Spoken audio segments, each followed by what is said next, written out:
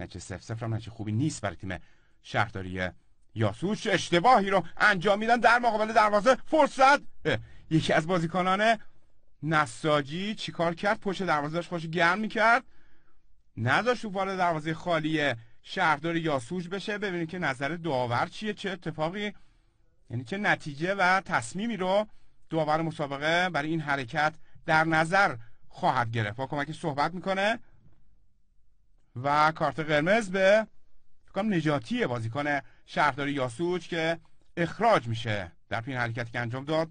تقریبا همه بازیکن شهرداری توی دروازه قرار گرفتن، وسطشون هم هوری قرار گرفته. ببین که با این توپ چه میکنن شاگردان نادر دست نشان. یه لحظه بیرون میاد، حالا این ضربه که توپ گل نمیشه و موقعیت خوب نساجی از دست میده. از بیرون اومدین و حال مانع گل شدن توپ شدین.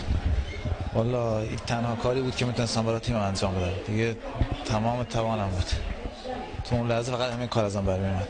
یعنی غیر ارادی بود؟ دقیقاً. یعنی فقط خودم رو تو زمین احساس کردم انگاش، چون دیگه واقعا بحث مرگ و زندگی بود برای تیم ما که متاسفانه بازم فایده‌ای نداشت. این صحنه حال اتفاق افتاد، جریمه یا محرومیت هم داره؟ هر چی باشه دیگه مهم نیست. منم واقعا نمیدونم به لحاظ ذهنی اون بازیکن ما چه فکری کرد، اومد اون توپو در آورد.